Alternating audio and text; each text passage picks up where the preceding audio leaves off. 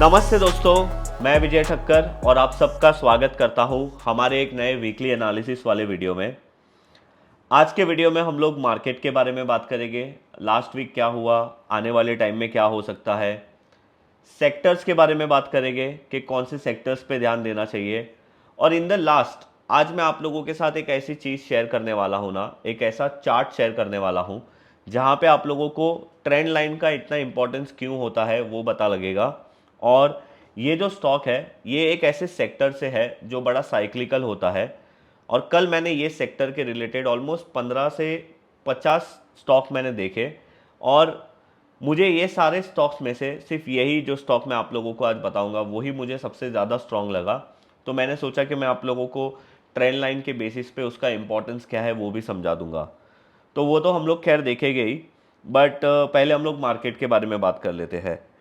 अभी हम लोग ने देखा कि लास्ट वीक में मार्केट थोड़ा कंफ्यूज था, बट ये भी बोल सकते हैं कि कंफ्यूज था बट स्ट्रांग भी मार्केट ही था। क्योंकि अगर आप देखोगे ना तो मार्केट कहीं गया नहीं बट गिरा भी नहीं। और अगर आपने फ्राइडे का मार्केट देखा होगा तो आप लोगों ने नोटिस किया होगा कि फर्स्ट हाफ में मार्केट बहुत अच्छा खासा ऊपर था। एक टाइम पे तो मैंने देखा था ऑलमोस्ट 270 पॉइंट ऊपर था मार्केट। मैं निफ्टी की बात कर रहा हूँ। और बाद में मैंने ये देखा कि मार्केट न्यू लो मार रहा है और क्लोज वहीं पे हुआ जहाँ पे समवेयर अराउंड ओपन हुआ था। तो देखो, अभी लास्ट वीक के मार्केट में देख के हम लोगों को ये समझ में आ रहा है कि मार्केट में है ना थोड़ा सा टेंशन है रिलेटेड टू इंडिया पाकिस्तान का जो कॉन्फ्लिक्ट हो रहा है उसके रिलेटेड। बट मार्केट गिर नहीं रहा है, मार्केट कंटिन्यूसली स्ट्रांग है। और मैंने क्या किया ना, फिर मैंने डेटा चेक किया कि भाई जब भी इंडिया पाकिस्तान के रिलेटेड कुछ भी वॉर या इशू हुआ है तो हमारे मार्केट ने कैसा रिएक्ट किया है। बिकॉज आने वाले टाइम में कैसा होगा क्या होगा वो हम लोगों को एक ब्रीफ आइडिया मिल जाता है ना। तो मैंने ये डेटा देखा तो 1999 में कारगिल वॉर हुआ था, तभी अपना जो निफ्टी है वो ऑलमोस्ट 12% गिरा था। उसके बाद वो 6-8 महीने के बाद रिकवर हुआ। उसके बाद मुंबई में 2008 में अटैक हुआ था, तभी मार्केट ऑलरेडी डाउन था बिकॉज ग्लोबल क्राइसिस के वजह से मार्केट ऑलरेडी डाउन ट्रेंड में ही था। बट यहाँ पे भी इसके वजह से मार्केट में और 3-4% की गिरावट आई थी। और जैसे फिर ग्लोबल मार्केट अच्छे हुए हमारा भी मार्केट ठीक हो गया। 2016 में उरी सर्जिकल स्ट्राइक हमारे तरफ से हुई थी और तभी भी मार्केट थोड़ा बहुत गिरा और कुछ ही दिनों में मार्केट रिकवर हो गया। पुलवामा और बालाकोट का जो अटैक हुआ था 2019 में, तब भी हमारा मार्केट 3-4% गिरा था और वापस से कुछ हफ्तों में रिकवर हो गया। तो अभी देखो, ये सारी चीज़ों को देखने का हमें फ़ायदा क्या होता है या फिर हमें समझ क्या पड़ती है कि जब भी मार्केट में इंडिया पाकिस्तान के वॉर के रिलेटेड कुछ इशू होता है, it's not about India Pakistan, अगर किसी और के साथ भी होगा तो अगर वो कम आप बोल सकते हो कि ज़्यादा बड़ा नहीं होता है वो इशू, जैसा अभी रशिया यूक्रेन में चल रहा है उतने लेवल तक नहीं जाए, तो मार्केट में जनरली 5-6% तक का या मैक्सिमम 10% तक का हमें फॉल देखने मिल सकता है। बट अभी की सिचुएशन थोड़ी अलग है, अभी आगे क्या होगा वो हम लोगों को आगे पता चलेगा। बट देखो, अभी हम लोगों को सिर्फ ये चीज़ समझ में आ रही है कि मार्केट फ़िलहाल स्ट्रांग है, और वो मैं आप लोगों को किस बेसिस पे बोल रहा हूँ वो भी मैं आप लोगों को समझाता हूँ। देखो, मेरा एक ऑब्जर्वेशन है एफआईएस की बाइंग और सेलिंग को लेकर। मुझे ऐसा लगता है हमारे इंडियन मार्केट में है ना, जब भी एफआईएस बाइंग करेंगे तो ही मार्केट स्ट्रांग रहता है, और वो जब सेलिंग करते हैं तब वीक होता है। और उसका मैं आप लोगों को ऐसा नहीं बोल रहा हूँ कि मुझे ऐसा लगता है, मैं आप लोगों को ये बताता हूँ कि आप लोग ये देखना कि अक्टूबर 2024 से एफआईएस लोग ने कंटिन्यूसली फेब्रुवरी महीने तक, मतलब अक्टूबर नवंबर दिसंबर जनवरी फरवरी, ऑलमोस्ट 5 महीने तक उन्होंने सेलिंग की थी। और आप देखना वो पाँचों महीने में मार्केट कंटिन्यूसली नीचे ही गिर रहा था। मार्च महीने में मार्केट ने बॉटम बनाया और मार्च महीने में उनका भी बाइंग स्टार्ट हुआ, और मार्च अप्रैल में कंटिन्यूसली बाइंग हुआ। और आपने देखा कि मार्च और अप्रैल में मार्केट कंटिन्यूसली ऊपर था। हाँ, वो यूएस टैरिफ के टाइम पे थोड़ा बहुत मार्केट गिरा था बट वापस से फास्ट रिकवर भी हो गया। और अभी भी लास्ट वीक की अगर हम लोग बात करें तो एफआईएस की जो नंबर है वो भी बाइंग में ही है। तो आप सोचो कि अगर सच में कोई बड़ा इंडिया पाकिस्तान का कॉन्फ्लिक्ट होने वाला है या वॉर जैसी सिचुएशन होने वाली है तो एफआईएस बाय क्यों कर रहे हैं, ये एक सबसे बड़ा सिग्नल है कि मार्केट स्ट्रांग है। और नॉट ओनली इंडियन मार्केट, अगर आप यूएस मार्केट को भी देखोगे ना तो वो भी बहुत ज़्यादा स्ट्रांग है।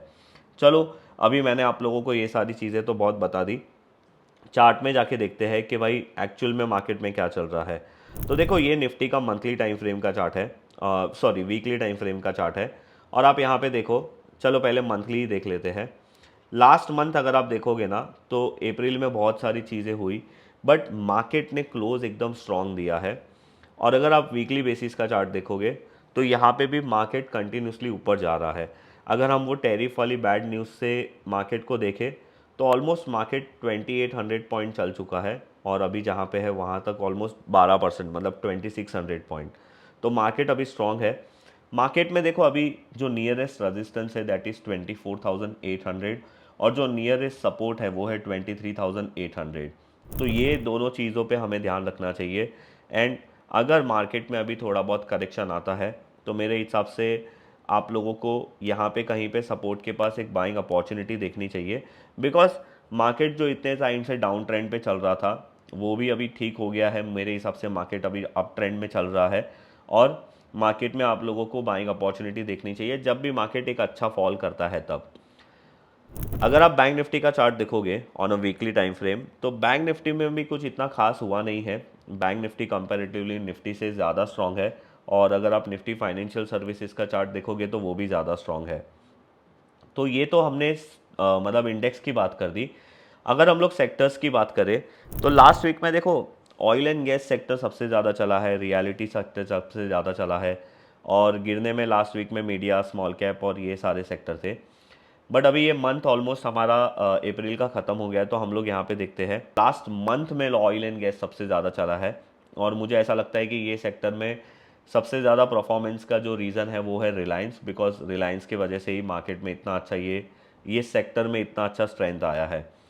फिर ऑटो, रियलिटी, आईटी ये सारे सेक्टर चले हैं, और लास्ट वीक में जो सबसे ख़राब चला है वो है मेटल, मीडिया, स्मॉल कैप और हेल्थ केयर। तो देखो यहाँ से तो आप लोगों को वो सेक्टर्स के बारे में पता लगता है जो लिस्टेड है, बट जो सेक्टर लिस्टेड नहीं है जैसे केमिकल हो गया, एक तरीके से शुगर हो गया, उसका आप लोगों को कैसे पता चलेगा? तो वो आप लोगों को तभी पता चलेगा जब आप एक्टिवली सारे स्टॉक्स के चार्ट को देखते हो, तब आप लोगों को एक आइडिया मिलेगा कि कौन से सेक्टर में अभी स्ट्रेंथ आ रही है। और मेरे हिसाब से अभी केमिकल सेक्टर में एक अच्छी स्ट्रेंथ आ रही है। आप लोग भी सारे केमिकल्स के स्टॉक देखना, और आप लोगों को भी पता चलेगा कि मैं क्या बोल रहा हूँ। और आज मैं आप लोगों को जो ट्रेंड लाइन का एक मेथड बताने वाला हूँ ना, वो केमिकल स्टॉक में ही है। अभी देखो लास्ट वीक में मैंने आप लोगों को बोला कि एफआईएस तो बायर ही थे। डॉलर इंडेक्स ऑलमोस्ट 99.89 के आसपास ट्रेड कर रहा है। इंडिया विक्स 18.25 के पास है। क्रूड ऑयल का जो प्राइस है वो 58 के आसपास चल रहा है, डॉलर के आसपास। और यूएसडी आईएनआर में थोड़ा सा करेक्शन आया है। अपना जो रुपया है वो कंपेयर टू यूएसडी अभी 84.48 चल रहा है। तो अगर आप ये सारे फैक्टर्स को कंसीडर करते हो तो अभी हमारा मार्केट एक अच्छे स्ट्रेंथ में चल रहा है, आप ये बोल सकते हो।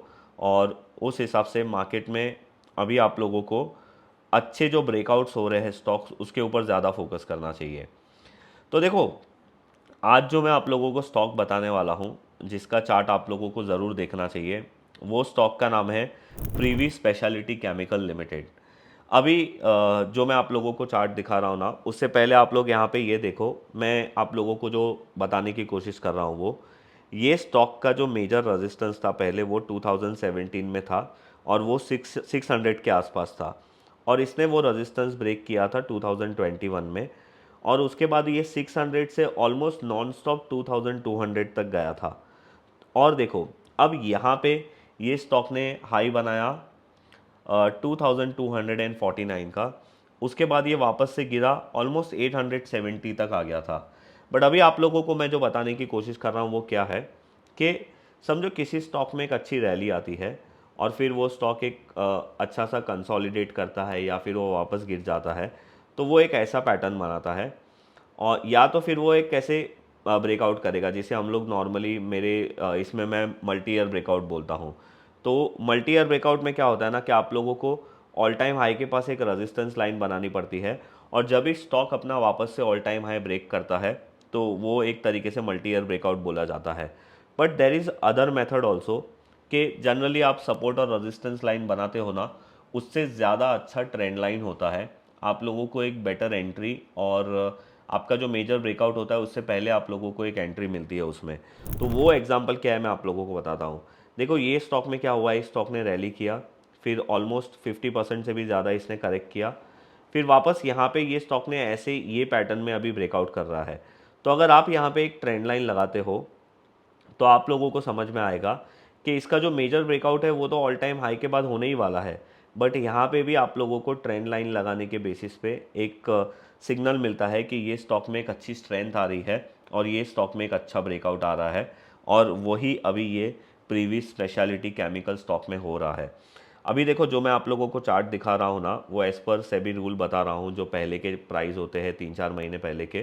तो आप यहाँ पे देखो, ये स्टॉक ने दिसंबर में हाई मारा, नवंबर में भी हाई मारा था, और वो टाइम पे ये स्टॉक ने ये ट्रेंड लाइन को ब्रेक नहीं किया था। पर अगर आप अभी चार्ट जाके चेक करोगे तो ये स्टॉक ने अभी ये ट्रेंड लाइन को ब्रेक किया है, which is a very good sign. और इसका जो आप कैंडल देखोगे तो वो भी बहुत स्ट्रॉन्ग है। तो यही एक, ये जो इम्पॉर्टेंट चीज़ है वो मेरे लिए ये स्टॉक को बहुत इम्पॉर्टेंट बनाता है। और लास्ट वीक में बहुत सारे केमिकल स्टॉक में अच्छी स्ट्रेंथ आई, बट सबसे अच्छा केमिकल स्टॉक मुझे ये लग रहा है। तो आप लोग ये चार्ट को ज़रूर देखना, और अगर एक बार ये ऑल टाइम हाई ब्रेक कर देता है तो फिर इसका जो रेजिस्टेंस लेवल है वो ऑलमोस्ट ये अभी, इसके इसके पहले ये कभी ये प्राइस के ऊपर गया ही नहीं था, तो आप लोग फिर वो कैलकुलेट कर सकते हो कि ये कहाँ तक जा सकता है। आप फिबोनाची रिट्रेसमेंट लगा सकते हो, आप रेंज कैलकुलेशन कर सकते हो, और आप लोग देख सकते हो। और अगर आप इसके फंडामेंटल्स भी देखोगे ना ये स्टॉक के, तो इसका जो लास्ट क्वार्टरली रिजल्ट आया था वो भी अच्छा था, इसके जो मार्जिन है वो भी कंटिन्यूसली बढ़ रहे हैं, और अगर आप इसके इन्वेस्टर्स में जाके इसके प्रमोटर्स की होल्डिंग देखोगे तो वो भी कंटिन्यूसली मतलब 74% ही है।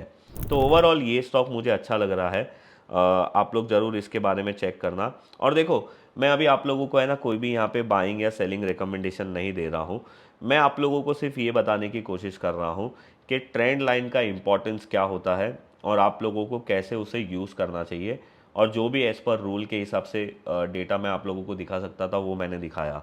तो आप लोग मुझे ज़रूर बताइए कि ये एनालिसिस आप लोगों को कैसे लगा, और आप लोगों का अभी कोई ध्यान है किसी ऐसे केमिकल स्टॉक में जो इससे बेटर ब्रेकआउट अभी कर रहा है, तो आप लोग वो नीचे कमेंट्स में ज़रूर लिखिए। और अगर आप लोगों को इसी तरीके से शॉर्ट टर्म ट्रेडिंग के बारे में और सीखना है या फिर स्विंग ट्रेडिंग के बारे में और सीखना है, तो आप मेरा वेबिनार ज्वाइन कर सकते हो।